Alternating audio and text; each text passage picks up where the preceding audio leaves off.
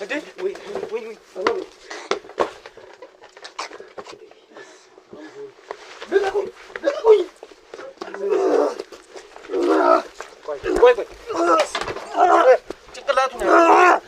ደም አለ ደም የሚመስሉ ነገሮች ጣባ በጣባ አይነት ነገር በእንደሱ አይነት ነገሮች የረጋ ደሞች አሉ ወደ ጥቁርነትም ወደ ቀይነትም የማትላቸው ብቻ ግን ረጋ ያለ የረጋ ደሞች አሉ እንደዛ አይነት ደሞች ያሉበት ጥቁር የጥቁር ዶሮች አንገት ብቻ በጣም አስፈሪ የሆኑ ነገሮች ናቸው የተለያዩ የእንስሳት ምናምን አሉ እና ከምንም በላይ ያስደነገጠኝ እሱን ማየቴ ሳይሆን ያንን የሚሰጡት ሰው ላቤል መሆኑ ነው አንዳንዴም ደግሞ እዛው ጎረቤቶቹ የሚጮሁበትም ቀን አለ እና ሲጮሁላ ድምጹ በጣም ይጎረነነ በጣም የሚያስፈራ ድምጽ እንደሚያወጣ ሁላ ነግረውኝ ነበርና በስማ በጣም የሚረብሽ ታና ያለው እንዴት ነው የሚደረገው በጣም ነው የሚሸተው አዎ ምንድነው የሚጠቃቀማቸው ነገሮች አሉ እኔ አላውቅም በጣም ነው የሚከብደው ስለዚህ በቃ አንዴ መተናል ምንም ማድረግ አንችልም አይዞ ነጋጋኝ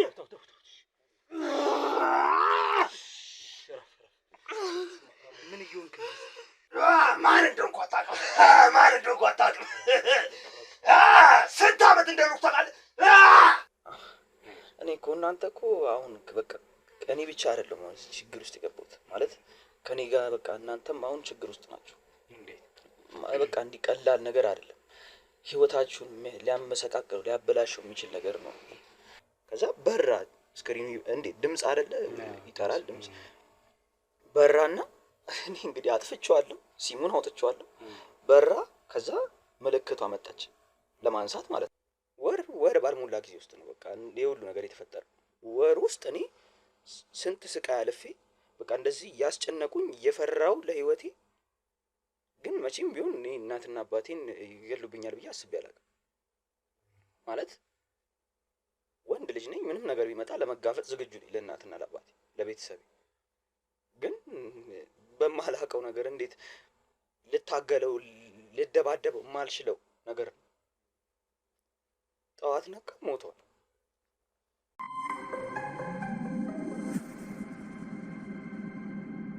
ሰላም ውድ ቤተሰቦቼ እንዴት አላችሁ እኔ ያለው ዛሬ ደግሞ እስኪ አንድ ልጅ በጣም ነፍሴን ሲያስጨንቀው ስራ ነበረብኝ በጣም ይደውል ነበር በጣም ያወራይ ነበር ዛሬ ያለችንን ጊዜ አጣበን ከካሜራ ማኔ ጋር እንግዲህ ያለበት ቦታ ድረስ መተናል ግራም ያጋባ ነገር ነው ያወራኝ የነበረው ውሉ ያልተያዘ ነገር ሆነብኝና ለእናንተም እኔ እንዲ ነው ብዬ አመሰቃቅዬ ከመነግራችሁ ከሷ እንደበጥን ሰማዋለን እንደተለመደው ቪዲዮአችንን ላይክ ሼር ሰብስክራይብ እናደርጋለን ሐሳብ አስተያየት ካለ ኮሜንት ሴክሽን ላይ ታስቀምጡልኛላችሁ እንግዲህ የድካም ድምጽም ቢሆን ስራ በጣም በስቶብኝ ስለነበር ነው እሱም ጫካ ውስጥ ነው ያለው እረኛ ነኝ ብሎኛል ወደዛ አካባቢ አንድ ልጅ ይታየኛል እሱ ጋር እንሄዳለን እስኪ ሚለን ደግሞ አብረን እንስማ አብራችሁን ቆዩ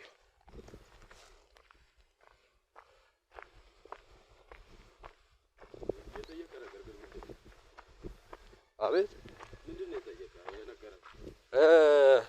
እኔ ዘንዶ ቀላብ እኔ አላቅም ብቻ መንፈስ ያለበት የሆነ ዋሻ አለ ደምና የእንስሳት አካላት ይገበሩበታል ከዛ በኋላ ከቆይታ በኋላ እነዛ ነገሮች ከዛ ይጣፋሉ ምናምን ያለኝ እስኪ እንግዲህ ደግሞ ከሱ ነው የተምታታ ነገር ከማወራቸው ብዬ ነው ለቤተሰቦች አንዴ ከሱ ካየው ሰው ከማኙ እንዲሰሙ ብዬ ነው ቦታው በጣም ነው የሚያስፈራው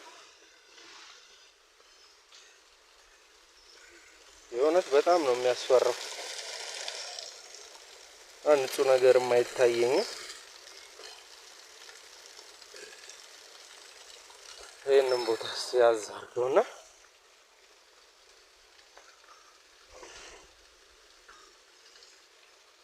እስኪ እንሂድ እንግዲህ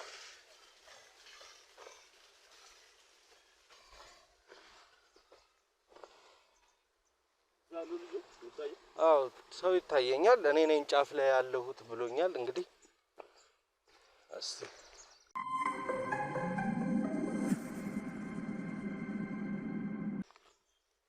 እዛ ጋር ይታየኛል መሰለኝ ናስ ካሜራማን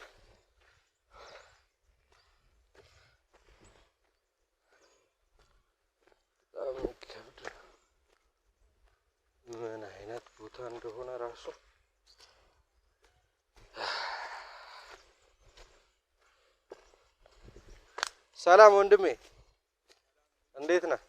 አንተ ነህ የደወልክልኝ? ሰላም ነው? ስራ እንዴት ነው? ሁሉ ሰላም? ሰላም ነህ? አለ ሰላም። እስኪ ካሜራማን እዛች ጋር እንሁንና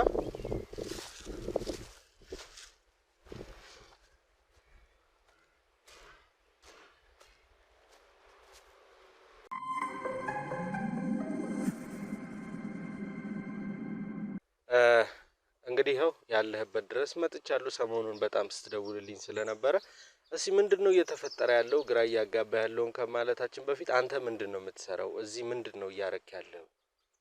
እሺ አመሰግናለሁ። እኔ እዚህ የምመጣው ብዙ ጊዜ ተማሪ ነኝ። ወደ መሀል ከተማ እየሄድኩኝ ትምህርት እማራለሁኝ እና ቢያንስ በሳምንት ቅዳሜና እሁድ አርብ አርብ እየመጣሁኝ እዚህ አባቴ ገበሬም ነው፣ የቀን ስራም ይሰራል እና አባቴን ለማገዝ ነው በተደጋጋሚ ወደዚህ የምመጣው በየሳምንቱና ተማሪ ነኝ። እኔ ብዙ ጊዜን የማሳልፈው በትምህርት ነው። አባቴ ያው ደካማ ስለሆነ ወደ ማርጀቱም እየሄደ ስለሆነ እሱን ለማገዝ ነው ብዙ ጊዜ ወደዚህ ወደ ገጠር ከተማ የምመጣው። እና አሁን ምንድነው በአንተ እያጋጠመ ያለው ነገር? ተቸገርኩ የምትለው ትምህርትህና ስራ እንዴት ነው አብረህ የምታገኘው? ቀጥታ እንዲህ ወደ ጉዳዩ ከመግባታችን በፊት አባትህን የምታገለግለው በዚህ ሆኖ ሳለ ምንድነው ስራ ላይ እንከን እየሆነብህ ችግር እየፈጠረብህ ወይ ደግሞ እያስጨነቀ ያለውን ነገር ለእኔም ብለህኛል።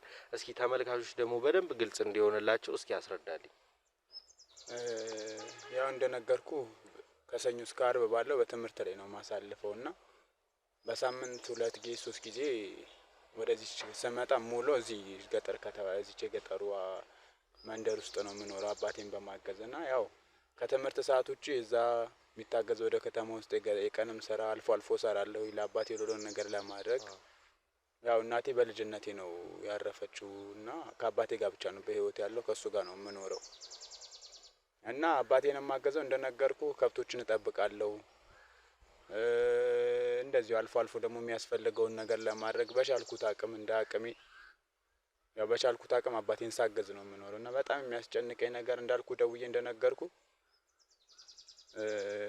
በቃ ሁል ጊዜ በህልሜ እየመጣ የምጨነቅባቸው ትምህርት ላይ ሁኜ በቃ ይሄ እንዴት ነው ለመማር ሁላ እስከምቸገርባቸው የሚመጡብኝ ስሜቶች አሉ እና ይሄንን ስሜት በግልጽ በቃ መናገር ስለፈለኩ ነው ላንተም ደውዬ የጠራሁና እንደዛ ብዬ ነገርኩ።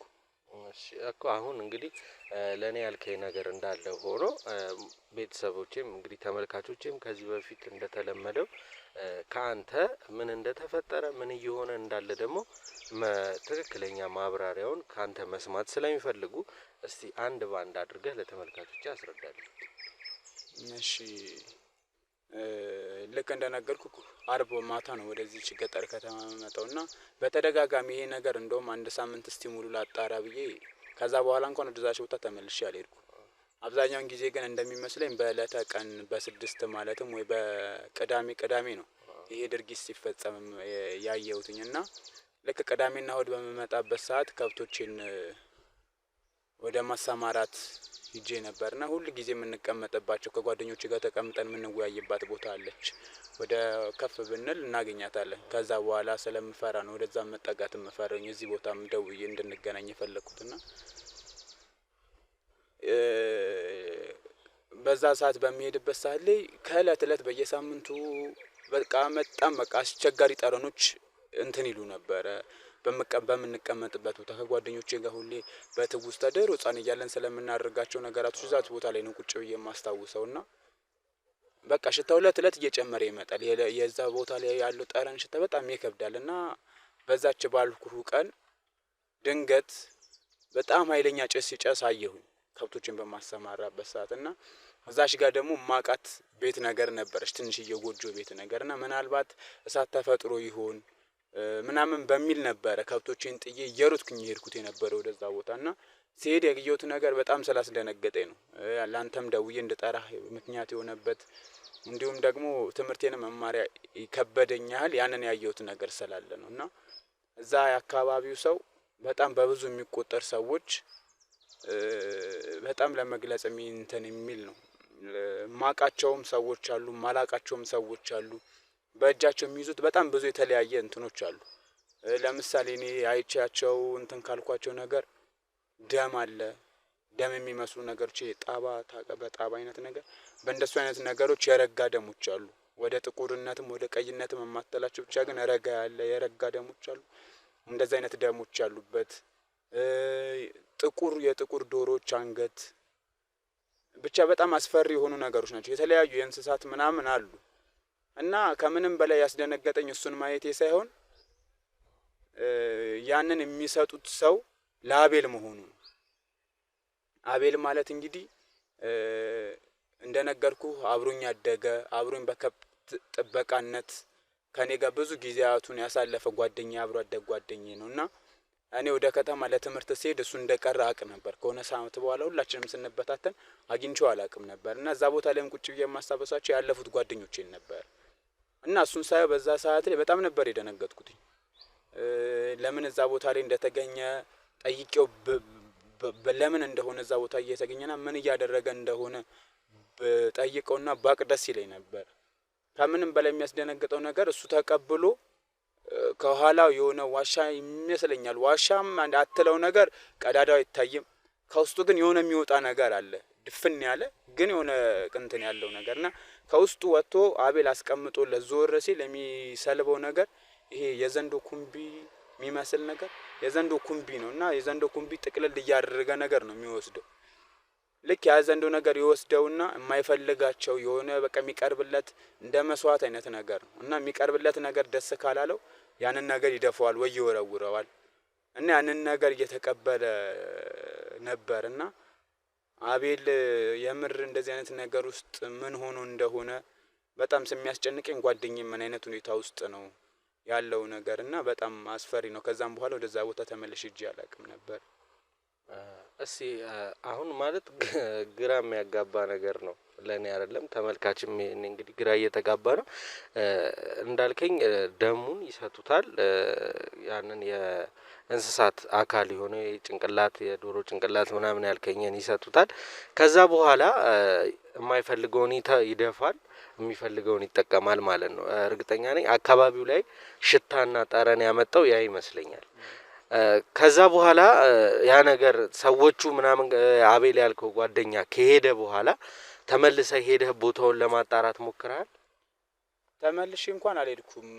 በቃ በድንጋጤ ውስጥ ስለሆንኩኝ እሱን ስላየሁትም በቃ ነገራቶች በጣም እንትን ስላሉኝ ስለነበረ ቀጥታ ይሄን ነገር መናገር የፈለኩትኝ ለአባቴ ነበር። እንደነገርኩ አባቴ ደካማ ነው። ባለችው አቅም እየተፍጨረጨረ ራሱን የእለት ጉርሱን ለማግኘት የሚጠር ሰው ነውና ለሱ ነበር ቀጥታ የነገርኩትኝ የገጠመኝን ነገር እንደዚህ እንደሆነ ምናምን በስነ ስርዓት የነገርኩትኝ ለአባቴ ነበር እና አባቴ ያለኝ ነገር ያየሁት ነገር ቅዠት እንደሆነ እንጂ ምንም ተጨባጭ መረጃ የሚባል ነገርም ላቀርብለት ስላልቻልኩኝ በሰዓቱ ያ በድንጋጤ ውስጥ ስለሆንኩኝ ነው እንጂ አንዳንድ ነገሮች ለማድረግ ሞክር ነበር ቢያንስ መረጃ እንኳን ለመያዝ አይነት ነገር ማለት ነው። ግን ያለውበት ድንጋጤ ውስጥ ስለነበረ በሰዓቱ ነው ጥዬ ሩጬ የመጣሁትኝ የነበረውና አባቴ እንደዛ ብሎኛል።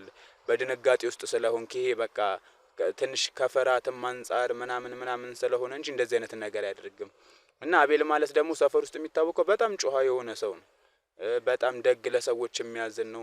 እንደውም እሱ ብቻ ሳይሆን ይሄ ጎረምሳ የምንላቸው ትላልቅ ሰዎች እንኳን ኑ እያሉ እየኮረኮሙን እየመቱን እንኳን ሲልኩን በፍቅር ነበረ።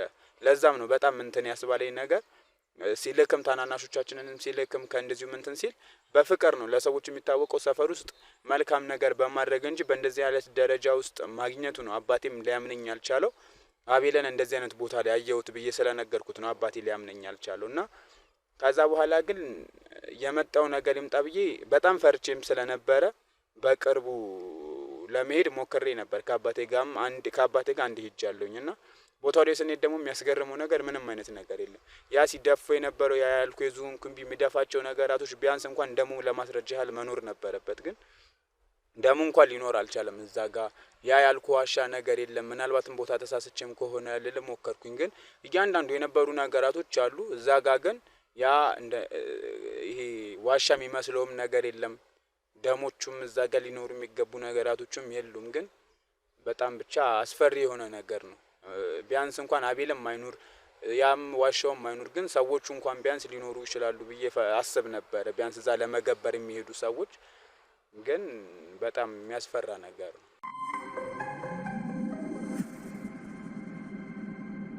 እስቲ ያ ሁላ ነገር ሆነ ብለሃል። ያው አቤል አብሮ አደግህ ጨዋ የሰፈሬ ልጅ ነው ያልከኝ። ያን ነገር ካየ በኋላ ከአባት ጋር በተከታታይ እዚህ ቦታ አንተም መጥተህ ልታጣራ ሞክረሃል። ከዛ በኋላ አቤልን ሰፈር ውስጥ አግኝተኸው ወይ ቤቱ ሄደህ ምንድን ነው እየተፈጠረ ያለው ምን ሆነሃል ብለኸው ታውቃለህ? ምን መሰለህ የአቤል እናትና አባቱ ባልታወቀ አደጋ ወይም ደግሞ ምክንያቱ በማይታወቅ ነገር ነው የዛሬ ከ6 ወር ምናምን በፊት ያረፉት ሁለቱም እና ከዛ በኋላ በለቅሶም ሰዓት ላይ ያው እንደ ጓደኝነት ልታጽናና ትሞክራለህ እና ላጽናናው ሞክሬ ነበር በቻልኩት አቅም። ግን የሚለኝ በቃ በተደጋጋሚ ሁሌ ባገኘሁት ኩለኝ የሚለኝ አንድ ቃል አለ፣ እንዳትጠጋኝ ትሞታለህ። በቃ ሁል ጊዜ አቤል እንዴት ነው በቃ እኔ በሰዓቱ የሚሰማኝ ነገር ያንን ነገር ቢያንስ ትቶታል ወይም ደግሞ እኔም ትቻለሁ ብዬ ነበር። በቃ ከእሱ ካለን እንትን አንፃር ስለዛ ጉዳይ ማንሳት አልፈለኩም። ግን ምናልባት አሁን እናትና አባቱ ከሞቱ በኋላ በተመሳሳይ ቀን ብቻውን ነው የሚያወራው። አንዳንዴም ደግሞ እዛው ጎረቤቶቹ የሚጮሁበትም ቀን አለ እና ሲጮሁላ ድምፁ በጣም የጎረነነ በጣም የሚያስፈራ ድምጽ እንደሚያወጣ ሁላ ነግረውኝ ነበር። እና ያንን ነገር ምናልባት ችግሩን መቅረፍ ከቻልኩኝ እንደ ጓደኝነት በመተሳሰብ ችግሩን እንኳን መቅረፍ ከቻልኩኝ ብዬ በተደጋጋሚ ላገኘው ሞክሬያለሁ አቤልን። እዛ ቦታ ላይ ሳይሆን ቤቱ በመሄድ በሰፈሩ አካባቢ ላይ ስለምንገናኝ እና ሁል ጊዜ የሚለኝ በቃ በተደጋጋሚ እንዳትጠጋኝ ትሞታለህ ይለኛል። በቃ እኔም እፈራለሁ ያንን እንደነገርኩ ያየሁትን ነገርም ካየሁኝ በኋላ ከዛ አንፃር እንደው ምናልባትም እናትና አባቱ የሞቱበትን በዚህ ምክንያት ነው እስከ ማለት እሳቤ ላይ ደርሼ ነበረ። ግን በተደጋጋሚ ግን ልጠይቀው ሞክራለሁ። ሳገኘው ግን በቃ እንደነገርኩ በተደጋጋሚ ላይ እንዳትጠጋኝ ትሞታለህ፣ እንዳትጠጋኝ ትሞታለህ፣ እንዳትጠጋኝ ትሞታለህ ነው የሚለኝ እና ከዛ በኋላ ያው የማደርገው ሳጣም ነገር ነው በቃ ግራ ሲገባኝ አባቴንም ስለው በቃ የእናትና የአባቱ ሞት ነው ብሎ ነው አባቴም እንደዛ ነው የሚያምነው። እና እኔ ግን ያ ብቻ ስለማይመስለኝ ነው አንተን ደውዬ የጠራሁት። ምክንያቱም ያየሁት ነገር አለ፣ የእናትና የአባቱ በምንም ባልታወቀ ምክንያት በአንድ ቀን የመሞታቸው ነገር አለ።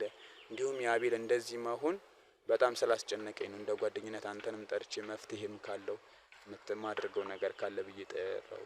ኦኬ። ስለዚህ አቤል እናትና አባቱ ምንም ምክንያቱ አይደለም እሱ ማህበረሰቡም ሁላችንም በማናውቀው መንገድ ሁለቱም በአንድ ቀን ሞተዋል። ስለዚህ ታዲያ ማህበረሰቡ በዛ ሰዓት እንግዲህ ወደ ኋላ መለስ ስላርገና አቤል እናትና አባቱ ሲሞቱ ማህበረሰቡ እንዲህ ማለት የሞቱበትን መቼም ያው ቤተሰብ እንኳን ባያውቅ አንዳንድ ሰዎች ሊያውቁ ይችላሉ፣ አቅራቢያ ያሉ ሰዎች እነሱ እንኳን በእንደዚህ ምክንያት ነው በእንደዚህ አይነት ሁኔታ ነው ብለው ምንም የሰጡት ፍንጭ የለም ነበር። አዎ እሱ ነው በጣም ለብዙ ሰዎች እንትን ሲል ቢያንስ የሆነ ሰዎች ታዲያ በህመም ነው ይባላል፣ በሆነ ነገር ነው ይባላል። ግን አሁን የእነሱ በጣም አስፈሪነቱ ሁለቱም በተመሳሳይ በአንድ ቀን በአንድ ሌሊት መሞታቸው ነው በጣም አስደንጋጩ ነገር የሆነው። ሁለተኛ ነገር ደግሞ ምክንያቱ አልታወቀም። ለምን ቀን ሲሰሩ ነበረ። ተመሳሳይ እንዳልኩ አብሮ አካባቢ አንድ አካባቢ ስለምንኖር የአቤልም አባት እንደኔ አባት ገበሬ ነው። ሲያርስ የዋለ ሲያረስ የዋለ ሰው ነበረ።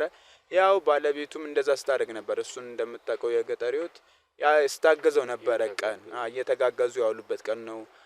አባቴም እንደውም የዛን ቀን ምን ብሎኛል፣ ሁለቱንም የዛን ቀን አግኝቷቸው እንደነበረ ቀን ላይና ሁለቱም ሰላማዊ ሰው እንደነበሩ በስትክክል ነግሮኝ ነበረ ሲነግረኝና ድንገት ሌሊት ወደ ማታ ወደ 5 ሰዓት ወይ ወደ 6 ሰዓት አካባቢ ይመስለኛል፣ ሰዓቱን እርግጠኛ ባልሆንም ይሄ መሞታቸው ዜና የተሰማው የነበረውና ትንሽም ያው እዚሁ አካባቢ ቢሆንም ሞጣ ነው የሚለው ጤና ሐኪም ቤቶች ምናምን ምርመራም ተሄዶ ነበር። ሐኪሞቹ ምንም ሊያውቁ አልቻሉም በምን ምክንያት ሊሞቱ እንደቻሉ እና ያለው ነገር በጣም ግራ ስለሚያጋባ ነው። ግን ያው የሞቱበት ምክንያት ማህበረሰቡም ሐኪሞቹም በፖሊስም ለተወሰነ ያህል ጊዜ ተይዞ ነበረ ጉዳዩ። የሞቱበት ምክንያት ይሄን አልታወቀም እስካሁን ባለው እንትን። እንግዲህ በጣም ግራ የሚያጋባ ታሪክ ነው እየሰማን ያለ ነው። እዚህ ጋር ካለው ከዋሻው ደምና የእንስሳው አካል ውጪ ደግሞ የአቤል እናትና አባት የሞቱበትም ምክንያት አይታወቅም። ሁለቱም በአንድ ቀን ነው የሞቱት ነው የምትለኝ ያለው። እስኪ እኔ አሁን አንተን በምን አይነት መንገድ ላግዝ፣ በምን አይነት መንገድ ልርዳህ የማውቀው ነገር የለም። እኔ አሁን እውነት ስነግርህ ስላልከኝ ነገር አሁን ይሄ ስለ ጫካው ምናምን የምትለኝ በወሬ በታሪክ እንጂ እንዲህ አይነት ነገር ይከሰታል ብዬ አስቤም አላቅም። እሱን የምናጣራው የምናየው ነገር ነው የሚሆነው። በምን አይነት መንገድ እኔ ላግዝህ አቤልን በምን አይነት መንገድ አግኝቼ እንደምረዳህ እስኪ ንገረኝና ከዚህ በኋላ ያለው የሚሆነው እንግዲህ የኛ ስራ ነው። እስቲ አስረዳኝ፣ አቤልን እንዴት ነው ልረዳልህ የምችለው? እኔ ምናልባት እንደውም እንደነገርኩህ ሁላችንም አሁን ወደ ትምህርትም ወደ ስራ አብሮ አደጎች ስለተበታተንን ነገር ጓደኞች አብሮ አደጉ ጓደኞቼ መተው ቢያንስ ጸበልም ይዘነው ብንሄድ የሚሉ በጣም ብዙ እሳቤዎች ነበረኝ። ግን አሁን እነሱንም ማገኘበት አጋጣሚ የለም። በዛ ሰዓት እኛ በምንለያይበት ሰዓት መደዋወያም ስልክ የለም። ስልክም ስላልነበረኝ የጓደኞቼ አብሮ አደጎቼ ስልክ በምንም ላገኛቸው አልችልም። ምናልባት ግን አንተ እንደዚሁ ሶሻል ሚዲያ ላይ እንደዚሁ ወደ ከተማም ሲሄድ ምናምን አይ ስለነበረ ነው ስልክህን ከዛ አግኝቼ ደወልኩልህና ምናልባት የምታገዘኝ ነገር ካለ ተነጋግረን መፍትሄም ለአቤል ነው። አሁን ቢያንስ ያ ያለፈ ነገር ነው፣ ምንም ሊሆን ይችላል። ያነ ቦታ መረጃውንም ካለ ያው ያለውን ቦታ እንደነገርኩ ከአባቴም ጋር ድጋሚ ስንሄድ እዛ ቦታ ላይ ምንም ያየሁት ነገር የለም።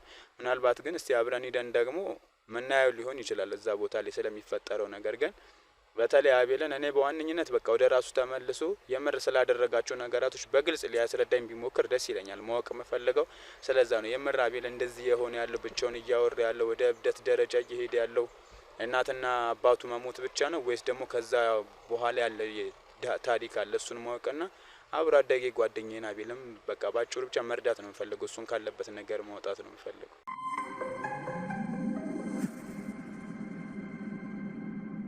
እሺ እንግዲህ አቤልን እንዴት ማግኘት እንደምንችል መኖሪያ ቤቱ ማግኘት እንችላለን ወይ?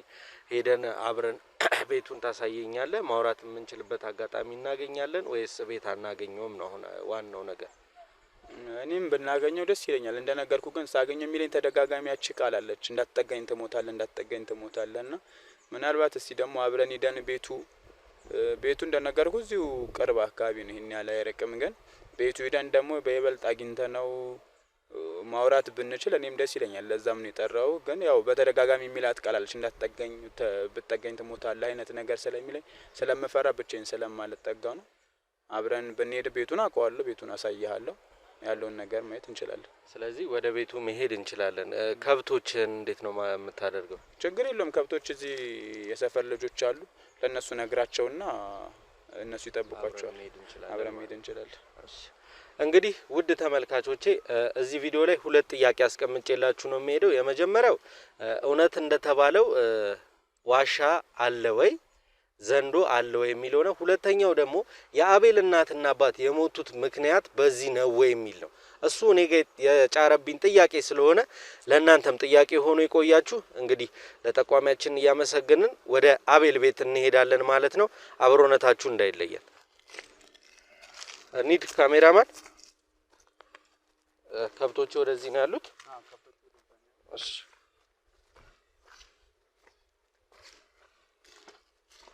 አብርሃም ከብቶቹን ጠብቅ መጣው።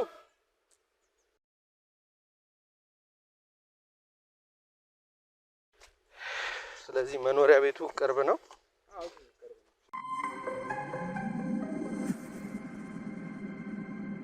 እንግዲህ ውድ ተመልካቾቻችን መኖሪያ ቤቱ ደርሰናል። በጣም ብቻዬን ስለፈራው ሮባንም ጠርቼዋለሁ። እርግጠኛ ነኝ ይሄ ቤት ነው ቤቱ? ቤቱ እዚህ ነው።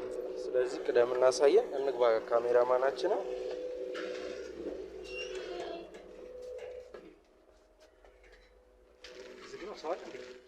ሁሉ ጊዜ እንደዚህ ነው የሚዘጋው። ግን እሱ ደግሞ የሚኖረው ከውስጥ ሰው ይኖራል ማለት ነው። ውስጥ ሰው አለ ነው። ከውጭ ግን የተቀረቀረ ነው የሚመስለው። ቀደም አቤል ያልኩ ልጅ ውስጥ ነው የሚኖረው፣ ግን የተቀረቀረ ነው የሚመስለው። ማንም ሰው ላይ ሲመጣ እንደሌላ አስቦ እንዲሁ ተብሎ ነው የሚዘጋው።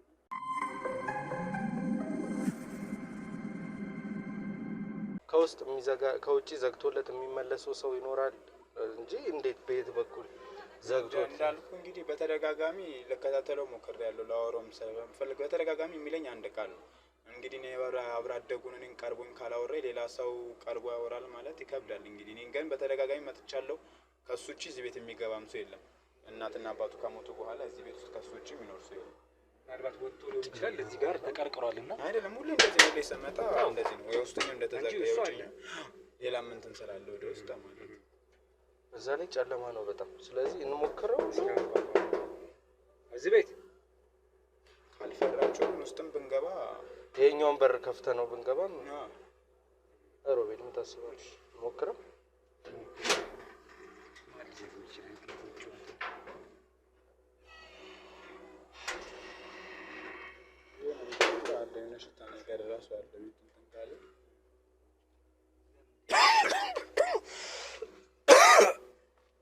በስማ በጣም የሚረብሽ ሽታ ነው ያለው። እንዴት ነው የሚደረገው? በጣም ነው የሚሸተው። አዎ ምንድነው የሚጠቃቀማቸው ነገሮች አሉ? እኔ አላውቅም። በጣም ነው የሚከብደው። ስለዚህ በቃ አንዴ መተናል፣ ምንም ማድረግ አንችልም። እንግባና የሚሆነው ብናይ የሚሻለው ናስሩ ቤት በስማ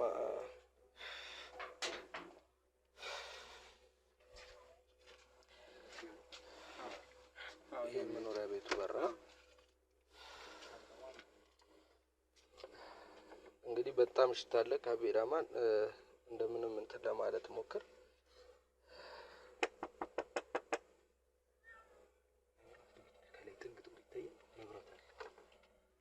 ይመስለኛል መብራት አይደለም የጣራው ላይት ነው።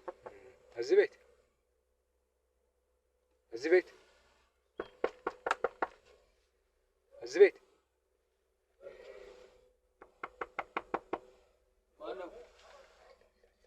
እኛ ነን አባ። ማንንም አልፈልግም። ሂዱ ሂዱ። ከቀበሌ ነው የመጣው ነው ቤትና ህዝብ ቆጠራ ነው እና ግዴታ እዚህ ቤት ስንት ሰው እንደሚኖር ማወቅ ፈልገን ነበረ። አልፈልግም። ሂዱልኝ። አይ ከፍተ መነጋገር አለብን። የህዝብ ቆጠራ ነው። በየቤቱ እየገባን ቆጠራ እያደረግን ያለ ነው እና ክፈትልኝ። አልፈልግም። ተውኝ በቃ። ልሙትበት እንዴ? ልሙትበት? አልፈልግም። ምን ማለት ነው? እስኪ ክፈተው። አቤል እኔ ነኝ። አወከኝ አቤል? እኔ ነኝ፣ ጓደኛህ ነኝ። መጥቼ ነበረ አንዴ ብናወራ። አንተ እንዳትመጣ አላልኩም? እንዳትቀርበኝ አላልኩም? ይኸውልህ ወንድሜ ክፈተው፣ በሩን ክፈተው። አልፈልግም በቃ ተውኝ። ልሙትበት እንዴ? እባክህ ክፈትና እንዲያወራን። ስለምን ሞት ነው የምታወራው? ክፈተው እስኪ። ኧረ እኔ እንደዚህ መኖር አልችልም። በቃ ልሙትበት። ተውኝ። አልፈልግም። ሂዱ። ስለዚህ ምንድን ነው መደረግ ያለበት? ያው እኔን ሁሌ እንደዛ ነው የሚለኝ። እንግዲህ እንደነገርኳችሁ ወንድሜ እባክህ አንዴ ክፈትና አውራን። ሂዱልኝ።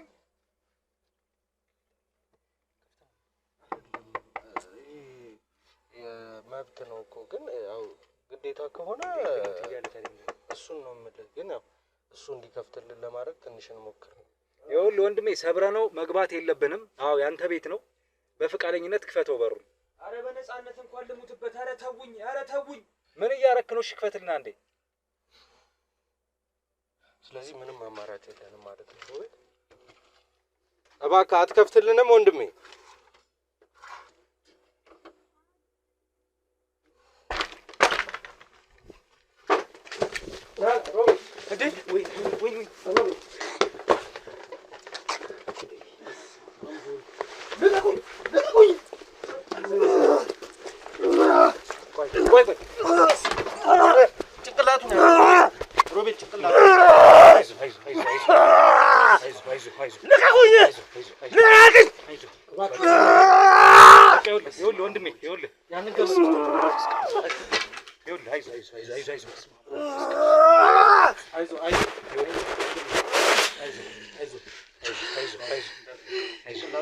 ወንድሜ ይኸውልህ ቆይ ከሚፈራገጥ ተሽሽ ያዘው ከፍ አድርገው ወደ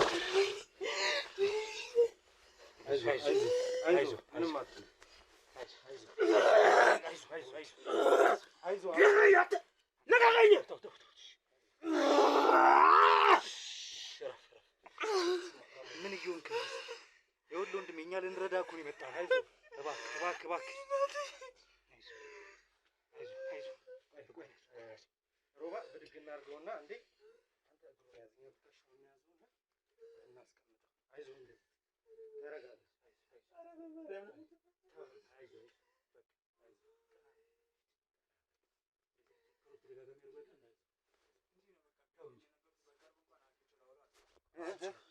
በቃ ስቀርብ እንኳን እንደዚህ እንትን ብዬ አላወራሁም።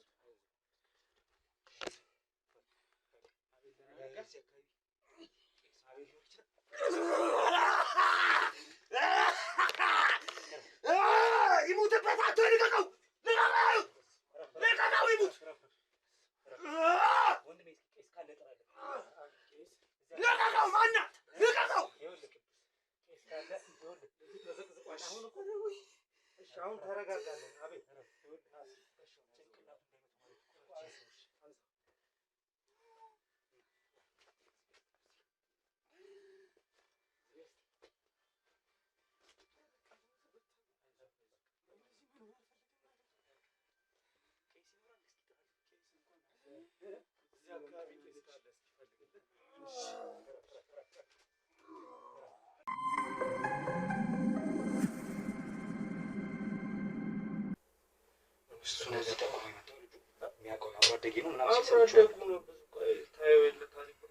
እኔ ቅድም እኮ የነገረኝ ነገር ስለረበሸኝ ብቻዬን ብሆን ደግሞ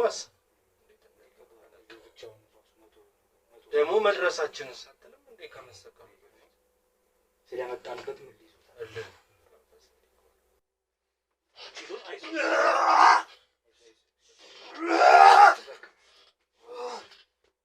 ምንድን ልቀቀኝ!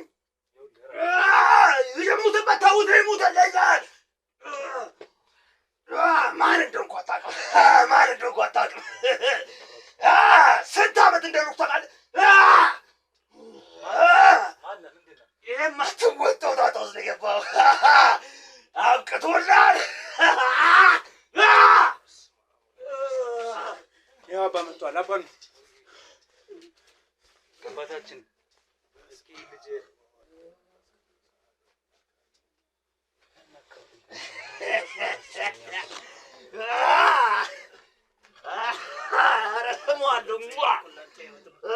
አባት ስላመጣህ የምለቅ መስሎህ ነው? ማን እንደሆንኩ አታውቁም። ከአንድ ሺህ ዓመት በላይ ነው እሱ።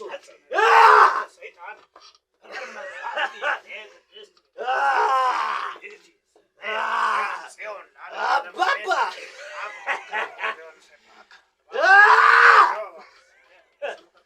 ማን እንደሆንኩ አያውቁም። ማን እንደሆንኩ አያውቁም።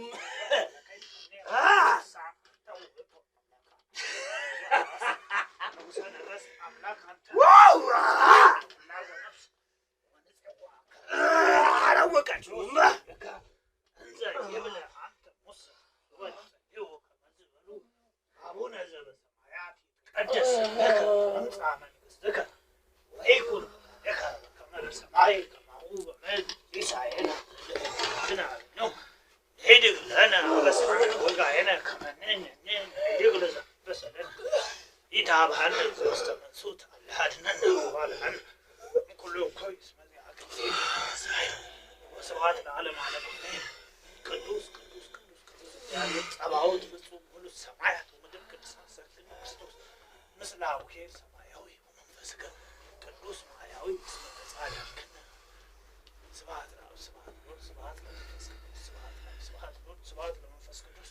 ስብሐት ለእግዝእትነ ማርያም ድንግል ወላዲተ አምላክ ስብሐት ለመስቀል እግዝእነ ኢየሱስ ክርስቶስ ክርስቶስ ተቀደሰ መስቀል ኃይልነ መስቀል ጽንዕነ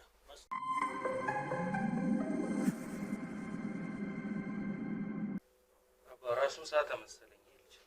አይ በቃ አይደለም ልጆች ለቀቅ አድርጉት። አሁን ደህና ነው። አሁን ወደ ራሱ እየተመለሰ ስለሆነ ለቀቅ አድርጉት። እጁንም ፍቱለት። ፍቱት፣ እጁንም ፍቱት። አሁን ደህና ነው። እሺ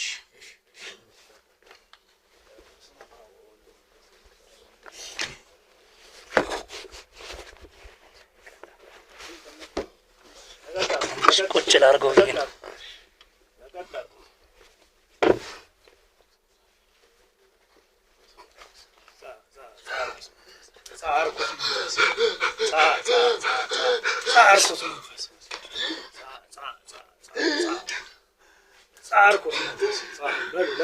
እዛች ጋር ቁጭ አድርጉት። እዛች ጋር ወሰዱትና እዛች ጋር ቁጭ አድርጉት።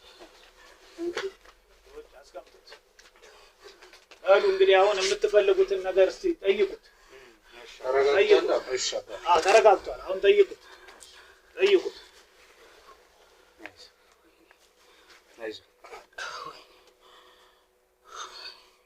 ተፈጠረ ታውቃለህ? ኧረ ወይ ምንድን ነው? ኧረ ብቻዬን አይደለሁም። ብቻዬን አይደለሁም። ምንድን ነው የንቅሳትክ ምንድን ነው? እኔ እንጃ እኔ አላውቅም። ሁሌ እንደዚህ ሆነ። አዳዲስ ነገር አይጠፋም። አታውቀውም ስትሰራ? አላውቅም።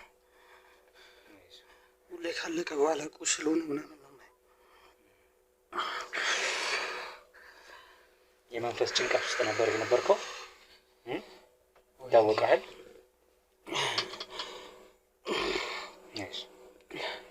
ምን እንደማደርግ አላውቅም።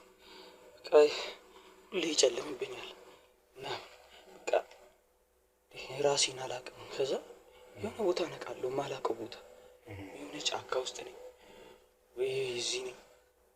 ቀን እንጃ አላውቅም።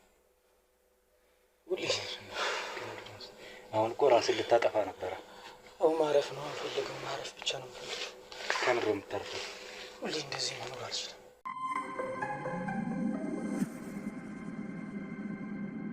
አይዞህ፣ ምንም አትሆንም። ጠንከር በል። እኛ የመጣ ነው ልንረዳህ ነው አይደለም። እችን ትንሿን ነገር ቀርቶ በጣም ከብዙ መከራዎች ሰዎችን የምናወጣ ሰዎች ነን። ብዙ ወንጀልን አይደለም ብዙ ታሪኮች የተሰራ ማየት ከፈለክ ደግሞ አሳያለሁ። ከእንደዚህ አይነት ቦታ ነው የመጣ ነው።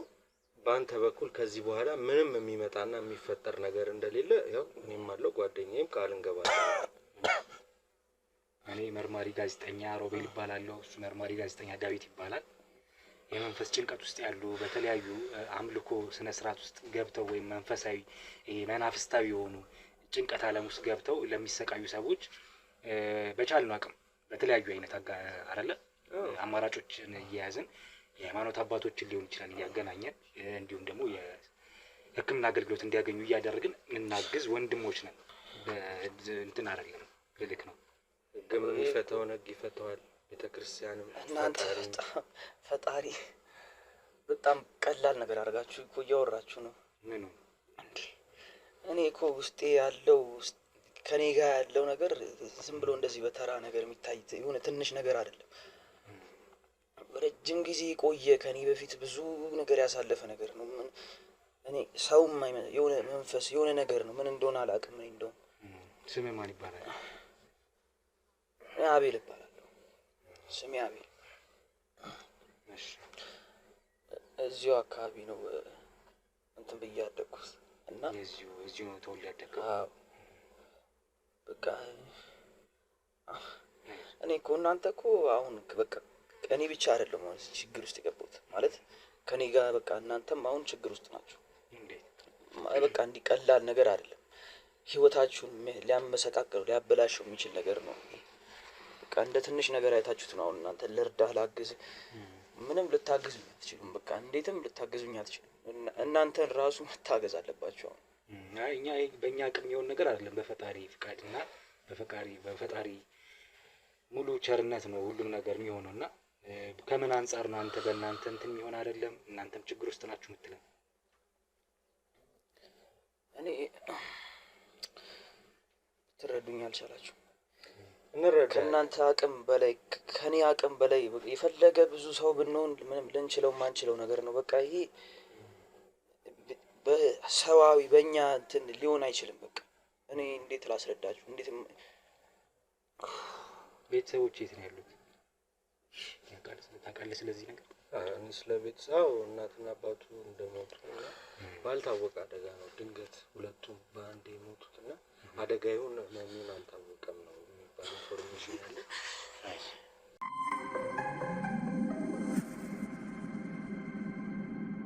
ይኸውልህ አሁን እኛ ትሞታላችሁ እኔ በዚህ ነገር ውስጥ ጣልቃ ከገባችሁ እናንተም ያልቅላችኋል ከሆነ የምትለን ይሁን የሚሆነው ይሁንና ግን እኛ አውቃ ነው እንሙት ይደርስብንን እንቀበልኛ ችግር የለውም። ነገር ምሮ የተፈጠረው እስኪ ንገረኝ።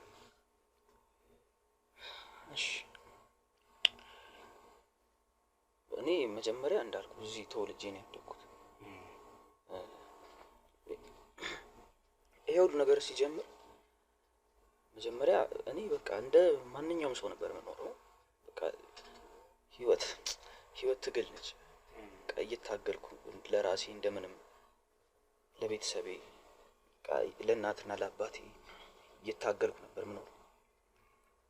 ህይወት አንዳንዴ ትጥላለች እና መነሻ ነገር ስታጣ ነው በቃ ገብቷል። በዙሪያ ያሉትን የምትፈልገው በቃ ያንን ነገር የሚያሳልፈኝን ነገር እየፈለግኩ ነበር። በቃ በጣም ከባድ ችግር ውስጥ ነው። በቃ እንዴት ነው በቃ እነዚህን የሆነ እኔ ላይ ያሉትን የሆነ በቃ ሸክም የሆኑብኝን ጭንቀቶችን ምናምን የሚያቀልልኝ ነገር እየፈለግኩ ነበር። ከዛ ያው በቃ እንደዚህ ችግር ውስጥ ስትሆን ደግሞ የሚታየህ በቃ ትንንሹ ነገር ሁሉ ጎልቶ ነው የሚታየው። በቃ ማለት ያው ወጣት ስለሆንክ ይገባሃል አንተ በቃ ቴሌግራም፣ ፌስቡክ ምናምን ትጠቀማለህ። ለመዝናናት ራሱ ስገባ በቃ ምንም ልዝናና አልቻልኩም። በቃ ጭንቀት ነው ህይወቴ። በቃ ከዛ የሆኑ እንትኖች አሉ አይደል ማስታወቂያ ነገሮች ምናምን አያለሁ እና ማስታወቂያዎቹ የእንትን እንዴት ነው ይሄ አሁን ጥንቆላ ምናምን አለ አይደል? በቃ እንደዛ አዋቂዎች ምናምን ናቸው። እንደዚህ የፈለጋችሁትን እናረጋለን፣ ሀብትም የግርማ ሞገስ ምናምን እንሰራለን የሚሉ አሉ እና እንደዚህ አይነት ነገሮች ሳይ በቃ አንድ ሁለት ሶስት አይቻለሁ። ማለት በቃ ሁሌ ራሴን እንትን እላለሁ ይሄን ነገር ላርገው እንደዚህ ማለት በቃ ጭንቀቴን ለማለፍ ችግሮቼን ለማለፍ በቃ መፍትሄ እሱ ነው ያለኝ። ምንም አማራጭ የለኝም። ማለት ስራ ብለፋ ምንም ነገር በቃ አጣው። ሁሉ ነገር መከነም ያ ብቻ ነው ያለው አማራጭ። ችግር የለውም እሺ ብዬ ሞከርኩኝ። ማለት መጀመሪያ በቃ ይሄ እንደ ትንሽ ነገር ነው። ስልክ ቁጥራቸው ምናምን አለ እንትኑ ይጻፋል እና ምን ላይ ነው? ቴሌግራም ነው? ፌስቡክ ላይ ነው። እኔ እንኳን ፌስቡክ ላይ ነው ገባው። ከዛ ማስታወቂያውን ሳይ ከዚህ በፊትም ስላየኋቸው በቃ ወዲያው ነው በቃ ወደ ውሳኔ ገባሁት። ከዛ እንትን አላቸው ስልክ ቁጥር ምናምን አላቸው። ስልክ ቁጥሩን ጻፍኩኝ ስልኬ። ከዛ ደወልኩ። በጣም የሚጸጽተኝ ነገር ነው። እስካሁን ደወልኩ። ከዛ አይነሳም ብዬ ነበር እንደውም እኔ ማለት እንደዚህ አሁን ይሄ ምንድነው ኢሉሚናንቲ ምናምን የሚባሉት አለ። በቃ እንደዛ ነው ይመስለው። ማለት ስደውል ስልክ ይጠራል አይነሳም ምናምን ነገር ነው ይመስለኝ። በቃ እድሌን ልሞክር ብዬ ስደውል ይሰራል። ከዛ ተነሳ። በዛ ሰዓት በቃ እኔ ማለት ምን አረጋለሁ ማለት ምን እንዴት ነው እንደዚህ አይነት ትልቅ ነገር እንደሆነ በቃ ያስታውቃል። ማለት ጥንቆላ ምናምን ነገር ከዛም ይሰራል መሰለኝም። እንዴት ሲሰራ ምን እንደሚሰማኝ በቃ ማሰብ ነው እንግዲህ። ከባድ ድንጋጤ በቃ በጣም ነው የደነገጥኩት። ከዛ ቶሎ ዘጋሁትና ቁጭ አደረኩት ስልኬን። በቃ መቼም ነው ማረሰው ያን ቀን ስልኬን አስቀመጥኩት። ከዛ እኔ ይሄ እውነት አስማት ነው ይመስለው። ስልኬን አስቀመጥኩት፣ ይጠራል። በቃ እኔ ዘጋዋለሁ። በቃ ደንግጫለሁ። ማንሳት አልፈለኩም። በቃ ሀሳቤን እኔ ትቼዋለሁ። ማለት እንደምን እንዲህ እየታገልኩ ብኖር ይሻለኛል። ይጠራል፣ ዘጋዋለሁ። ይጠራል፣ ዘጋዋለሁ። ማለት በቃ በጣም በሚያስጨንቅ ሁኔታ ነው። ከዛ መጨረሻ ላይ በቃ አነሳሁትና እንዴ ሄሎ ስል የሆነ ሰውዬ እኔ አላውቀውም። ከዛ ደውለህ ነበር እንደዚህ ተመዝግበሃል ምናምን ነገር አለኝ። እኔ አልገባኝም ስለ መዝገባ። ስም አልጠየቀኝ ምን አልጠየቀኝ። ከየት እንዳወቀው ራሱ አላውቅም ስሜን። ከዛ አቤል ነህ አይደል ምናምን ነገር አለኝ። እኔ እንዴት ነው እንዴትም ሊታወቅ አይችልም። አሁን በስህተት ነው ግን የደወልኩት እኔ ይቅርታ ምናምን ብዬ በቃ እንደ ትክክለኛ ሰው እንደሚያደርግ አደረኩ። ዘጋሁት ስልኩ። ከዛ ድጋሚ ይጠራል። እኔ በቃ ታውቁት። ከዛ በኋላ ፈራው ጭራሽ በቃ ማንሳቱላ ፈራው። እንደዚህ ስለኔ የሚያውቁ ከሆነ እንዴት ነው የማመልጠው? ፈራው፣ ዘጋው። ከዛ በቃ መጨረሻ ላይ በጣም ሲያስር እየደወሉ ሲያስቸግሩ ስዊች ኦፍ አደረኩ ስልኬ። ፓወር ኦፍ አድርገው አይደወልም ማለት ይጠራል። እንደዛም እንዴት ነው እንደዚህ እኔ ምን አውቃለሁ። እኔ እንግዲህ ይሄ በቃ ትልቅ ነገር እንደሆነ ከዛ በኋላ ገባኝ። ይጠራል፣ ዘጋዋለሁ። ይጠራል፣ አላነሳው መተዋለሁ። ከዛ ይጠራል፣ ዘግቼ ስዊች ኦፍ ነው። እንዴት ነው? ከዛ መጨረሻ ላይ በቃ አንድ ያለው አማራጭ ሲሙን ማውጣት ነው አይደል? ሲሙን በቃ ማሰብ የሚችል ሰው እንደዛ ነው የሚያደርገው። ሲሙን አወጣው፣ ሰበርኩኝ፣ ጣልኩት። ሲሙን ጥየው ይጠራል። ቀፉ። አዎ እንዴት ነው እንዴት ታመልጣለህ ከእንደዚህ አይነት ነገር? ምን ብለህ ታስረዳለህ? ለሰውስ ለሰሚ እንዴት ነው ማስረዳው? እርግጠኛ ነኝ እናንተ ራሱ አሁን ይቸግራል ለማመን። እንዴት ሲም የሌለው ነገር እንዴት ይጠራል ቀፎ? ይሄ በእውነት ያየኸው ነገር ነው የሆነ በእጄ በባይኔ በእጄ ይዤው ስልኩን እኔ በፈለግከው እምልልሃለሁ። እንደዛ በህይወት የሚያስፈራ ነገር አጋጥሞኝ አያውቅም። ይጠራል፣ እንዴት አነሳዋለሁ? ማንሳት አልችል ምን አልችል። ከዛ ከተውኩት የሆነ ሰዓት ላይ መጥራት ብቻ ነበር። ከዛ በራ ስክሪኑ እንዴት ድምጽ አይደለ ይጠራል ድምጽ በራና እኔ እንግዲህ አጥፍቼዋለሁ፣ ሲሙን አውጥቼዋለሁ። በራ ከዛ ምልክቷ መጣች ለማንሳት ማለት ነው። እኔ በጣም ደንግጫለሁ። በቃ ያለኝ አማራጭ አንስቼ ማውራት ነው። እንደዚህ የሚጠራ ነገር ከሆነ ሁሉ ነገር ነው ያላቸው ማለት ነው። አነሳውኝ ሄሎ ስል ድጋሚ የራሱ ሰውዬ ነው። ስምን ምናምን እናውቃለን፣ ቅድም ነግሬሃለሁ እንደዚህ ምናምን አለኝ። በቃ ብዙ ነገር ነው ያወራው። እንደውም በስርዓቱ ለመስማት በጣም ፈርቼ ነበር። ከዛ ስልክ ደውለህ ነበር ተመዝግበሃል፣ አንዴ ከደወልክ መውጣት አትችልም ማለት ይሄ ወጥመድ ነው ብዬ ነው የማስበው። ምክንያቱም እንዴትም ልታመልጥ አትችልም። አንዴ ተሳስተህ ደውለህ ከዘጋኸው በኋላ የሚቀጥል ከሆነ ምን ማድረግ እችላለሁ? በቃ ከዛ እሺ አልኩኝ፣ ተስማማሁ። በቃ ምንም አማራጭ የለኝም። ከዛ በኋላ ግን እየፈራሁ ስለነበር አልተመዘገብኩም። እኔ ስለደወልኩ ብቻ ነው። ከዛ በኋላም እኔ እኮ በራሴ እርግጠኛ ሆኜ በቃ እንዲህ ገብቻለሁ ብዬ ለመናገርም አልፈለኩም። ስለዚህ በቃ እሺ ነገር ብዬ ነው የዘጋሁት። ከዛ ወር ነው ምናምን ባልሞላ ጊዜ ውስጥ ወር ቢሆነው እናቴም አባቴም ሞቱ። ምንም እኔም በማላውቀው ነገር ተኝቼ የተነሳ ከዛ ሞተዋል።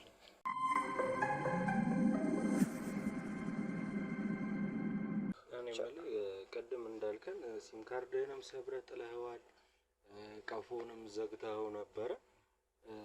ድጋሚ ቀፎውን ተዘግቶ እንግዲህ ያለ ሲም ካርድ እየተደወለ ነበረ። ቀፎውን ካጠገብህ አርቀህ ለማየት አልሞከርክም ነበር? በጣም በቃ ነገርኩህ እኮ የቻልኩትን በሙሉ ለማድረግ ነው የሞከርኩት። ማለት እንደዛ የሚጠራ ነገር ከሆነ እኮ በጣም ከባድ በቃ እንዴት ቴክኖሎጂ እንደዚህ እኮ አይሆንም ማለት ሀክ ተደርጎ ራሱ እኔ እንደዚህ የሚሆን አይመስለኝም። በቃ ሞከርኩኝ፣ ሲም ጣልኩኝ፣ እንደነገርኩ በቃ ስዊች ኦፍ አረኩ። ያለኝ አማራጭ ስልኩን መጣል ነው። በርግጥ ልክ ነህ፣ ቀፎ ነው ችግሩ ብዬ አስቤያለሁ። ቀፎውን ጣልኩኝ፣ ቀፎ ቀየርኩ፣ ገባ አዲስ ስልክ ማለት ነው። ከዛ በኋላ ሲም አዲስ አወጣው። እንደዛው ነው በቃ እኔ ከየት እንደሚያገኙት በምንም እኔ እንጃ። ይደወላል በቃ ደግሞ አንድ ቁጥር አይደለም የሚደወለው፣ ማላውቃቸው ቁጥሮች ነው የሚደወሉት። በቃ እነሱ ናቸው ብዬ ፈርቼ እንኳን አላነሳም እንዳለ ሌላ ሰው ሊሆን ይችላል የሚያስፈልገው፣ እኔ የሚፈልገኝ ሰው ሊሆን ይችላል። ሳነሳ እነዛው ሰዎች ናቸው። ደግሞ ራሱ ሰውዬ ነው። እኔ እሱ ብቻ ነው የሚያዋራኝ። በቃ ተመዝግበሃል፣ አንተ ኦልሬዲ ተመዝግበሃል፣ ከዚህ በኋላ ምንም መውጣት አትችልም ምናምን ነው የሚለኝ። ከዛ ድጋሚ ሲሙን አውጥቼ ሰበርኩ። በቃ ሲሙን ምንም በቃ አማራጭ የለኝም፣ ሲሙን ሰበርኩ። ቀፎን ጥዬ በቃ በባዶ ያለ ስልክ መንቀሳቀስ ጀመርኩ። ለረጅም ጊዜ ያለ ስልክ ነው የተንቀሳቀስኩት። በቃ ምንም ፈርቼ እሱ ብቻ እኮ የሚገርመው ነገር ስልኬን ጥዬ ያለ ስልክ እየተንቀሳቀስኩ ከጓደኞቼ ጋር ስሆን በጓደኛዬ ስልክ ይደወላል። አቤልን አገናኙኝ ይላሉ። ከእናትና ከአባቴ ጋር ሆኜ በእነሱ ስልክ እየተደወለ አገናኘኝ ይላሉ። እንዴት ነው የምተርፈው? እንዴት ነው ማመልጠው ከእንደዚህ አይነት ነገር? በእናቴ ስልክ በአባቴ ስልክ እየተደወለ አገናኙኝ ከተባለ እንዴት እነሱ ራሱ ማን ናቸው እነዚህ እስኪሉኝ ድረስ በየጊዜው በቃ እንደዛ ሁሌ በብቻዬን በነፃነት መቀመጥ አቃተኝ። በቃ እንዳለ አይምሮዬን ከተወሰነ ጊዜ በኋላ በቃ ጭንቀት በጣም በቃ አይምሮዬን እየያዘኝ በቃ እየተጨነቅኩ መጣ። ማለት በቃ የምናገረው ነገር ቃላት እሳሳታለሁ ምናምን በቃ የሆነ በሽታ እንደያዘው ሰው በቃ እንዳበደ ሰው ነው እየሆንኩ። ከዛ በቃ መጨረሻ ላይ አንድ ቀን ያቺን ቀን እኔ በህይወቴ ይጸጸትበታለሁ። ተደወለ። ከዛ አገናኘኝ አሉ። እኔ እንደተለመደው ነው ብዬ በቃ ዝም ብዬ አንስቼ ሄሎ አረ በቃ ተውኝ ምናምን ብዬ ልዘጋ ነው። አነሳሁት። ሄለው ስል ከሌላው በቃ የተለየ አይነት ሁኔታ ላይ ሆኖ የደወለልኝ። ማለት በቃ መጀመሪያ አንቋሸሸኝ ምናምን ነገር አንተ እንዴት ነው እንደዚህ ተመዝግበሃል ተብለሃል፣ በቃ ከዚህ በኋላ እንደዚህ አይነት ነገር አንፈልግም ምናምን አሉኝ። ቁጣ ምናምን ሁላ ነበሩ። ከዛ በልበል እኔ እኮ ተሳስቼ ነው የደወልኩት አልኩ ምናምን ነገር ብዬ እኔም የሆነ ከእነሱ ጋር ከተመሳሰልክ ቢያንስ በቃ እንደ ሀንግ ምናምን እንደ መዘረፍ ነው ያሰብኩት። በቃ ከእነሱ እኩል እንትን ካልኩ ይተውኛል ብዬ ነው። ምን አለኝ ጭራሽ ዛሬ አለኝ እናትና አባትህ ይሞታሉ አለኝ። እንዴት ማን ታምናለህ? አሁን እንደዚህ ማን ነው የሚያምነው? በቃ ንቄ ነው ያለፍኩት። ኧረ እባክህ አታፍርም ምናምን ብዬ ስቄበት ምናምን ነገር ስቄበት እኔ አሁን ስቄበት ዘጋው። ከዛ እያዩዋቸው ፊት ለፊቴ ናቸው እናትና አባቴ። እንዴት አምናለሁ ያን። ከዛ በኋላ ተኛው። ጠዋት ስነሳ ሞተዋል። ምንም ምክንያት የለም። በሽታ ያዛቸው እኔ እስከማውቀው ድረስ እንደዚህ ቶሎ የሚገል በሽታ የለባቸውም። አንዴ በቃ ሞተዋል። ከዛ በኋላ እናትና አባት የለኝም። በቃ ብቻዬን ነው የምኖረው። ይሄ ሁሉ የለፋውበት ነገር በቃ የለም ማለት እንዴት እኔ የምመዳከረው ያን ስልክም የደወልኩት ገብቷል እናትና አባቴን እያገዝኩ በቃ የፈለገ ስቃይ ባሳልፍ ከእነሱ ጋር እየተጋገዝኩ እኖራለሁ ብዬ ነው። ከዛ እነሱ ሞቶ ወር ባልሞላ ጊዜ ውስጥ ነው በቃ የሁሉ ነገር የተፈጠረው። ወር ውስጥ እኔ ስንት ስቃይ አልፌ በቃ እንደዚህ እያስጨነቁኝ እየፈራው ለህይወቴ፣ ግን መቼም ቢሆን እኔ እናትና አባቴን ይገሉብኛል ብዬ አስቤ አላውቅም። ማለት ወንድ ልጅ ነኝ፣ ምንም ነገር ቢመጣ ለመጋፈጥ ዝግጁ ነኝ ለእናትና ለአባቴ ለቤተሰቤ። ግን በማላውቀው ነገር እንዴት ልታገለው ልደባደበው የማልችለው ነገር ነው። ጠዋት ነቃ ሞቷል። ከዛ በኋላ በቃ ህይወቴ ጨለመ። ድጋሚ በጓደኛዬ ስልክ ደወሉልኝ። ከዛ በኋላ አስፈራሩኝ። በቃ ይሄ እናትና አባትህ ይገርምሃል ወይ? እናትና አባትህ ይገርምሃል ወይ? በቃ ይሄ ትንሹ ነገር ነው፣ ከኛ አቅም ላይ ትንሹ ነገር ነው ያለኝ። ገና አንተ ህይወትህን ነው የምናበላሸው። በቃ ህይወትህን ነው ምንም ነገር አይሳካልህም፣ ምንም ነገር እንዳይሰምርልህ ነው የምናደርግህ አለኝ። በቃ በዛ ሰዓት እኔ ከባድ ፍራቻ ላይ ነኝ፣ ሀዘን ላይ ነኝ። እናቴም አባቴም የሉም። ቢያንስ አንዳቸውን እንኳን አላስቀሩልኝም። በቃ ብቻዬን ስለነበርኩ እሺ አልኩ፣ ተስማማሁ። ምንም አማራጭ የለኝም። ለኔም ህይወት እኔ እንደውም በሞትና እነሱን ብቀላቀል ደስ ይለኝ ነበር። በዙሪያዬ ግን ብዙ ሰዎች አሉ ገብቷል። የምወዳቸው ጓደኞች ዮሐንስ አለ ገብቷል። በቃ የልብ ጓደኛዬ ብዙ ሰው አለ በአጠገቤ፣ በቃ እንዲጎዱ ማልፈልጋቸው ማለት ነው። ስለዚህ በቃ ለእነሱም ቢያንስ ብዬ ተስማማሁ። ከዛ በኋላ ቀጠሩ የሆነ ቦታ ብቻ ጫካ ነገር ነው ይዘውኝ ሄዱ። እዛ ሄድኩኝ።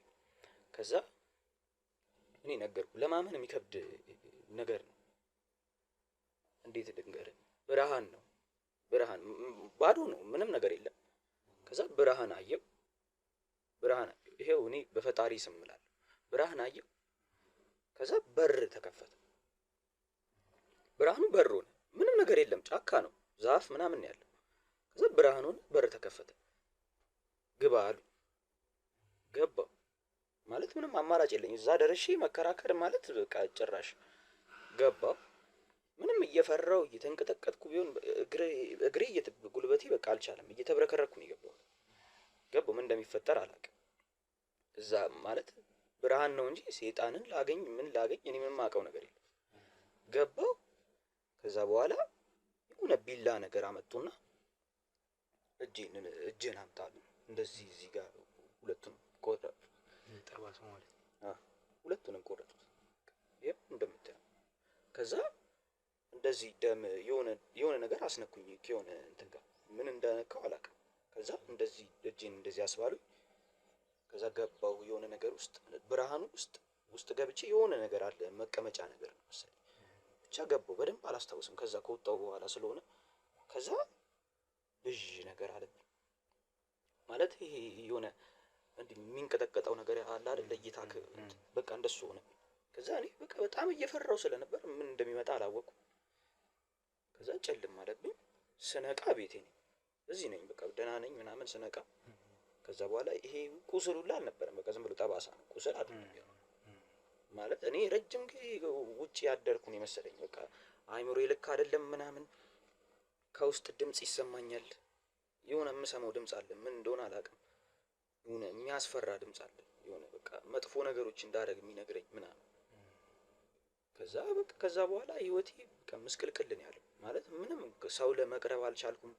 ከሰው ጋር ጓደኛ ስሆን የሆነ ይጨንቀዋል የሆነ ነገር በቃ ያወራኛል እዚህ እኔ እንዴት እንደማስረዳችሁ አላውቅም። በቃ ህይወቴን ብልሽት ነው ያደረገው ማለት የምኖረው ህይወት እንዳለ በቃ የመጀመሪያው ህይወቴ የተበላሸ ነው ብዬ ነው እንደዚህ ነገር ውስጥ የገባሁት። ከዛ በኋላ ግን ምን ያህል ሊበላሽ እንደሚችል ገባኝ ማለት ወሬ እሰማለሁ ሰዎች መቅረብ አቃተኝ በቃ እንዳለ እንደነገርኩ በቃ ምላሴን ተባተባለሁ በቃ መሃል ላይ አላስታውስም ነገሮችን የሆነ ይጨልምብኝና ከዛ የሆነ ቦታ ነቃለሁ ወይ ጫካ ውስጥ ነኝ ወይ የሆነ ነገር እጄ ደም ነው ምናምን በቃ ምንም አላውቀው ልብሴ ደም ነክቶኝ ምናምን ነው ሰው ልግደል ምን ልረድ ምን ላርግ ምንም ማውቀው ነገር የለም። በደም ተነክሬ ነቃለሁ እቤቴ ነቃለሁ በቃ መሃል ህይወቴ ብዙ የጠፉ ማላውቃቸው ማላስታውሳቸው ነገሮች አሉ። በቃ ህይወቴ እንደዛ ነው እየተመራ ያለው።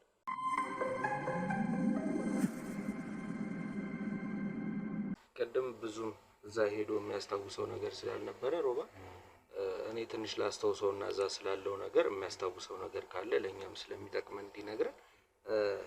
እዛ በሄድክ ሰዓት የብዙ እንስሳት ጭንቅላቶች ተቆርጠው እና ደግሞ የረጉ ደሞች በሸክላ ምንድነው የሚባለው ቀላስ ነው የሆነ ነገር በሱ ቅል ምናምን በቅል ደሞች ይመጣሉ እና ያንን ነገር እየተቀበለ እሱ ነው ወደዛ የሚያደርገው ወደ ውስጥ ወደ ዋሻ ወደ ተባለው በር የምትሰጠው አንተ እንደሆንክና የዶሮ የጥቁር ዶሮዎች ጭንቅላት የበግ የጥቁር በግ የጥቁር ፍየል ብቻ ጥቁር ይበዛዋል ያው አምልኮም ስለሆነ ጥቁር ይበዛዋል እነዛን ነገሮች ነው የምታደርገው። እሱን ታስታውሳለህ? እኔ መኖር አትፈልጉም አይደል ማለት መኖር አትፈልጉም መሰለኝ እየነገርኳችሁ ነው እኮ በቃ እንደዚህ ጠልቃችሁ አትዩት በቃ ማለት እኔ አልተርፍም እኮ እኔ አውቀዋለሁ እኔ ደግሞ ታውቀዋለሁ ግልጽ ነው ቢያንስ እናትና አባቴን እከላከላለሁ እኔ ማለት እኔ ነገርኳችሁ ዮሐንስ እንዳይሞት በጣም ጥሬያለሁ ማለት በቃ ታናሼ ነው ገብቷል እሱ ቢያንስ እኔ እንኳን የኖርኩትን ያክል እንዲኖር እፈልጋለሁ ገብቷል በቃ እሱ እንዳይሞት ጥሬያለሁ እኔ አትምጣ እኔ ጋር አትቅረበኝ በቃ ብዬ ነግሬዋለሁ። አንድ ቀን ቆሜ ባወራው እንደማይተርፍ እስካሁን እንደማይኖር እርግጠኛ ነኝ። እናንተም አሁን መሞታችሁ አይቀርም ማለት በቃ እንደዚህ ሁሉ ነገር የምታውቁ ከሆነ እኔ ብዙ አውቃለሁ ስለዚህ መሞት አይቀርም እኔ አውቃለሁ። አሁን ለእናንተ ብነግራችሁ አሁን የምታውቁት ራሱ ያስገድላችኋል እና አትርፉም አሁን በምታውቁት ብቻ ራሱ። እሱን አትፍራ እኛ የሚጠብቀን የራሳችን ፈጣሪ አለን። አምነህ ካልተቀበልከው ምንም እኔ ላይ አሁን ሮቤልም ላይ እኔም ላይ የራሳችን ሆነ መድኃኒዓለም አለ እንግዲህ ምንም አንሆንም። እስኪ አሁን የምታስታውስ ከሆነ እንድትነግረን እንጂ እኛ እንዴ እንግዲህ ገብተንበታል ምንም የሚመጣ ነገር እንደሌለ በራሳችን ሙሉ እምነት አለን። አንተም ደግሞ እግዚአብሔር ከረዳ ከዚህ በኋላ እዚህ ነገር ውስጥ አይደለም ሞት የሚባል ነገር የማታስብበት ነገር ይፈጠራል። ተስፋ የአእምሮ ጨዋታ ነው። አእምሮ የፈጠረብህ ሰይጣናዊ ምናባዊ የሆኑ እሳቤዎች ናቸው ቅዠቶች ናቸው እንጂ እንደዚህ አይነት ነገር በእውነታው ዓለም ላይ ምንም ሲጀመር ቀፎ በምንም አይነት ሚንስ በምንም አይነት ምክንያት ሲም እስከሌለ ድረስ ሊጣራ አይችልም። አእምሮክ የሚፈጥርብህ ቅዠት እንጂ እኔ እኮ ነገርኩህ እኮ ቅድም እያልኳችሁ ነበር አታምኑኝም ብያችኋለሁ። ካልነገርከኝ ያላችሁኝ እናንተ ናችሁ ማለት እኔ ይሄ ሁሉ ነገር እንዳጣ ያደረገኝ ነገር ቅዠት ነው የምትለኝ ማለት እናትና አባቴን የገደለብኝ ቅዠት ነው ገባኝ። ያው ሴጣን ያሰራር እኮ ያው ሴጣን ኃይል የለውም አይባልም መቼስ አይደለ? ኃይል የለውም አይባልም፣ ግን ደግሞ ርካሽ የወረደ ነገር ነው፣ ከፈጣሪም የተጣላ ነው። ስለዚህ አንተ ባመንከው ቁጥር እሱ ላይ እምነትን ፈጣሪን ትተህ እሱን ባመንከው ቁጥር እያሳየ እያደረገብህ አንተ ላይ ህይወትን እያመሰቃቀለ እንድታምነው በእሱ ቁጥጥር ስር እንድትውል ሊያደርግ ይችላል። ምን ያህል ትልቅ ነገር እንደሆነ አሁንም አልገባህም ማለት ነው። አሁን ቅድም ይኸውልህ በጣም በብዙ ስታስጨንቀን ከዚህ ወደዛ ግርግዳ ስትጋጭ ብዙ ነገር ነበረ። አባታችን መጥተው ጸሎት ሲያደርጉልን የፈጣሪ ስም ሲጠራ ተረጋጋ አረጋ ልጅ። ስለዚህ ኃይል አለ ማለት ነው። ሴጣን ሳይሆን እዚህ ጋር የሚሰራው ካመንከው ይሰራል፣ አይሰራም አይባልም፣ ግን የፈጣሪ ኃይል አለ። አሁን በእንደዚህ አይነት ነገር እሱን በቃ ችቶ ለእኛ በእንደዚህ አይነት ጉዳዮች ብዙ ሰርተናል ከዚህ በፊት። ለዛ ነው በዚህ ልክ እኛ እርግጠኛ ሆነን ልንረዳህም የመጣ ነው እንጂ እንደነገርከን ከሆነማ እንደ ሰው ዊኒ ነገር ያስፈራል ብለን መውጣት እንችል ነበር፣ ግን አይደለም እንደዛ። የመሞት ፍቅር ካላችሁ ችግር የለውም እነግራችኋለሁ። እኔ ግን አንተ ነገር አተርፉም ነው። እኔ አሁን አውቃችሁት እንድትገቡ ማለት የሁሉ ነገር ያሳየኝ የሁሉ ነገር ያሰቃየኝ እኔ ስለማውቀው ነው። ማየት የምትፈልጉ ከሆነ ችግር የለውም እነግራችኋለሁ ሁሉ።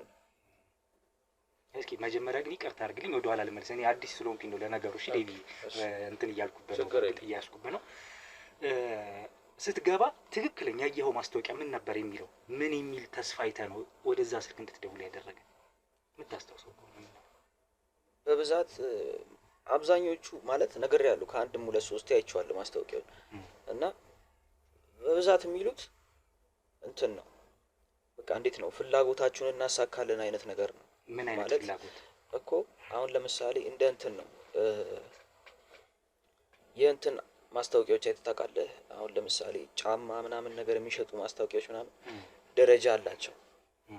እንደዚህ ልብስ የሚፈልግ ልብስ፣ ጫማ የሚፈልግ ጫማ፣ እንደዚህ አይነት ነገር ነው ማለት እንትን አሁን ከፍ ያለ ቦታ ላይ መድረስ የምትፈልግ ከሆነ ራሱን የቻለ ነው። ሰው የሆነ ነገር በቃ እንዲጎዳልህ የምትፈልግ ከሆነ፣ ሀብት የምትፈልግ ከሆነ፣ ፍቅር የምትፈልግ ከሆነ፣ ፍቅረኛ ከሆነ በቃ ማለት የፈለግከውን ነገር እንዳለ እንደ እንትን አለው። ስትገባ በውስጡ የሆነ ዝርዝር ነገር አሉት ማለት የፈለግከውን አይነት ነገር ማለት። ከዛ ስልክ ቁጥር አላቸው ማለት ለምትደውልበት ማለት ነው። እና አሁን ለምሳሌ ለሀብት ንብረት ቤት ምናምን እሱን ነው ታዲያ ሌላ ምን እመርጣለሁ? ማደግ ነው የምፈልገው። እናትና አባቴን ይዤ እኔ ትልቅ ደረጃ መድረስ ነበር ፍላጎት እና ብቻ እንደዛ መረጥኩኝ እሱን። ከዛ ስልክ ቁጥሩን በቃ ያለውን ደወልኩኝ። ብቻ ያንን ነው ያየሁት ማለት እንደዛ አለው በውስጡ ግን መጀመሪያ ከላይ የምትመርጠው ስላለ እሱን መርጠህ በቃ መደወል። እሺ ተመዘገብ ካሉ በውዴታም በግዴታም ብቻ ገባህበት። በግዴታ ያው በነገርከን አገባብ ከሆነ ግዴታ ነው የገባው። ከገባ በኋላ ግን መጫወቻቸው አደረጉ አይደለ? ወይም ደግሞ ያሰብከው ያነበብከውን ነገር አልኖርከውም። እየኖርከው ነው እንዴው? አይደለም። ምን አገኘህ? ያየኸኝ ምንም አላገኘሁም። በቤተሰቤን አጣው። ቤተሰቤ ተበተነ። ድጋሚ ቢያንስ እንኳን ድኝ ይህን ነገር ትቶኝ ለቆኝ አግብቼ ልጅ ምናምን ብዬ እንኳን እናትና አባቴን እንትን እንዳልል ምንም በቃ እንደዛ እንደማልኖር አውቀዋለሁ። ያየሁት ነገር ስላለ አውቀዋለሁ መቼም እንደማልተርፍ። የሚያውቅ ሰው ማንም የተረፈ የለም። የኔን ያክል አይደለም ከኔ በታች የሚያውቁት ራሱ አልተረፈም። ገብቷል? እናትና አባቴ ምንም የማያውቁት ራሱ አልተረፈም። ስለዚህ በቃ እኔ እንደማልኖር አውቃለሁ። አይደለም ያንን ህይወት ይህንንም ችግር የበዛበትን ህይወት ራሱ እንደማልቀጥለው አውቃለሁ። ለዛ ነው እናንተንም አሁን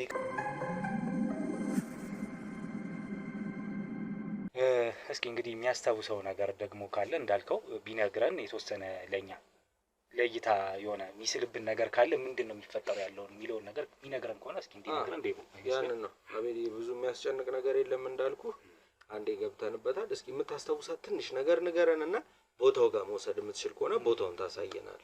ከዚህ በላይ እናስጨንቅህም አንፈልግም።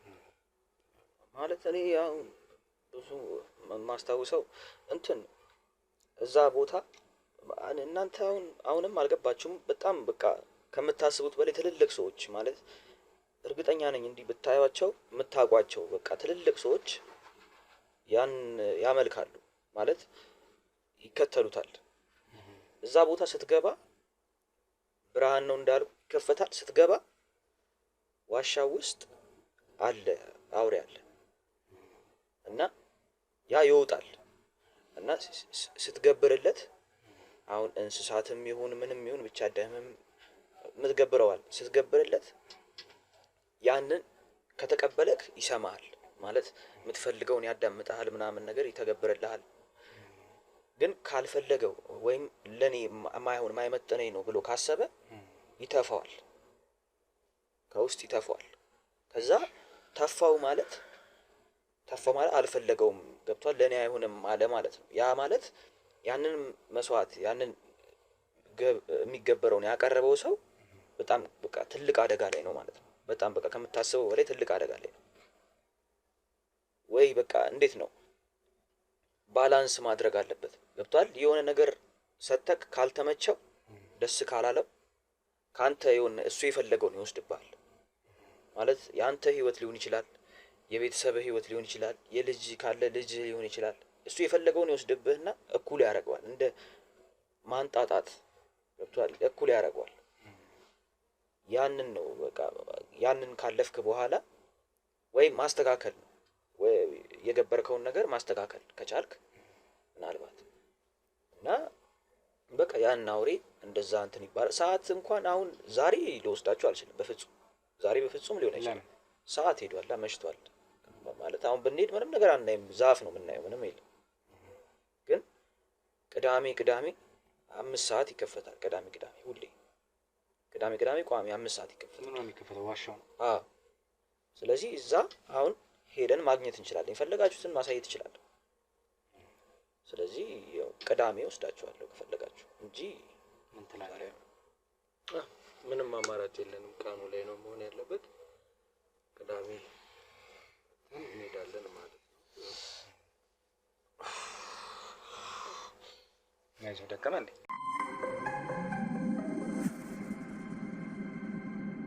ያው ተመልካቾች ያለውን ነገር አይታችኋል። ልጁ በጣም ከባድ የሆነ መንፈስ ነው ያለበት።